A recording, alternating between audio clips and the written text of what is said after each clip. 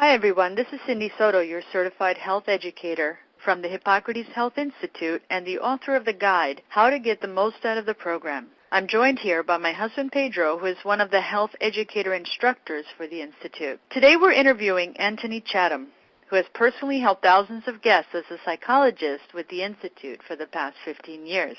But before we go to Antony, I want you to be aware of a great opportunity for you or a loved one to do the 3-week Life Change program with us as part of a group. In addition to saving hundreds of dollars, you get some other great benefits. For more details, visit www.hippocratesgroupsavings.com. We have groups scheduled the rest of this year. For the exact dates, visit www.hippocratesgroupsavings.com. Now let's get to the questions with Antony.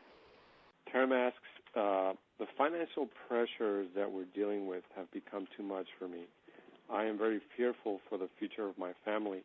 My husband and I are starting to develop physical ailments from all the stress. I don't know what to think or do anymore. Well, definitely. This is a question of the times. And I am also aware of many families who have been hit by this in this time. And there is no question we have to acknowledge the numerous problems coming from this pressure, this financial pressure. While not neglecting this issue, what I would say is we have to take a stand like we do with any challenges. That is, we assess what are my challenges, what are my problems, and still look for what is still working for me. What are still my strengths? This is a major problem. It's affecting every area of my life. But in spite of that, for example, am I and my family members healthy to find a job or to find a way to deal with this financial pressure? And also, not only those related to the issue itself, I would say make a list of everything that is still working for you, because very often we take many things for granted. So what happens, the awareness of the negativity becomes larger than life. So it overwhelms us. And when we are overwhelmed in a condition like this, we become less effective in dealing with it. And that is the reason I personally would suggest that in spite of these challenges, make a list of everything that is still good, and also make a list of all the resources you may have, and then focus on them so that the challenge does not overwhelm you and overtake you. And then, of course, there are many other things that you may be able to do, particularly focusing on the challenge itself, for which you can get the support and consultation of your own family members, friend circles, even your community circles, including churches or whatever, organizations you may have access to. And then, even sometimes we may have to go to professionals dealing with that particular issue. And unlike what many people fear, instead of being another additional waste of time and money, it can be a major resource, because professionals sometimes are able to think things that we have never dreamt about. And therefore, it is not a bad idea to take some steps, even to get some professional help. Okay, thank you, Antony. Yes. We had one more question from Kara. She says, I recently read an article on counterphobic mechanisms, that many of us want to change our lifestyles and habits to be healthier and line up with the Hippocrates philosophy. Could this primal subconscious mechanism be sabotaging us? Would love to hear your thoughts on this. Okay. Now, from what I know, this counterphobic mechanisms is often connected to the Freudian, ideas of mechanisms, self-defense mechanisms. But I certainly, even though I am familiar with the Freudian theory and some of the words, I'm by no means an expert in this.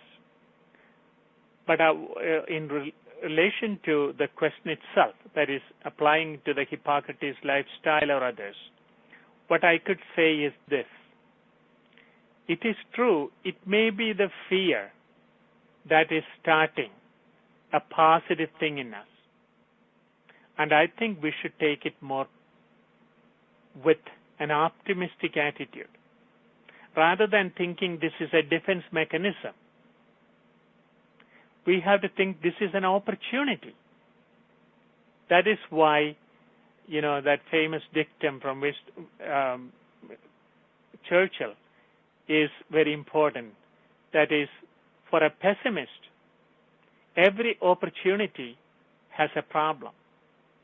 But for an optimist, every problem is an opportunity.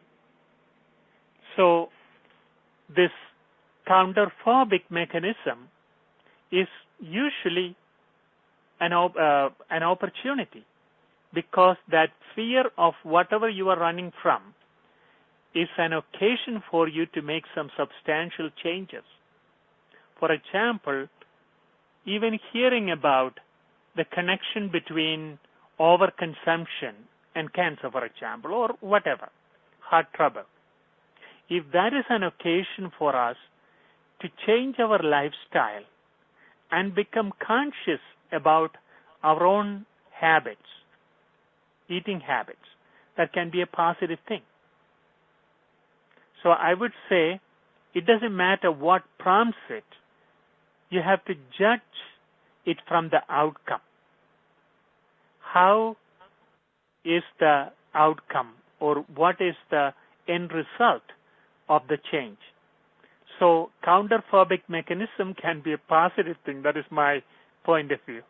But definitely I'm not an expert in this field, because this is more dealing with the Freudian analytical method, which I'm not an expert in.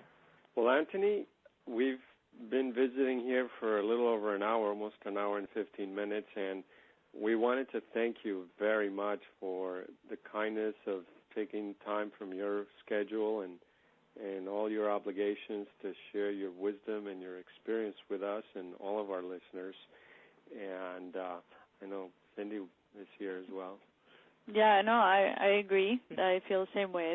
Thank you so much. And I know I've had a chance to be there as a guest and as a client of yours, and it's been a wonderful experience. And I appreciate you sharing it with sharing all this with our listeners.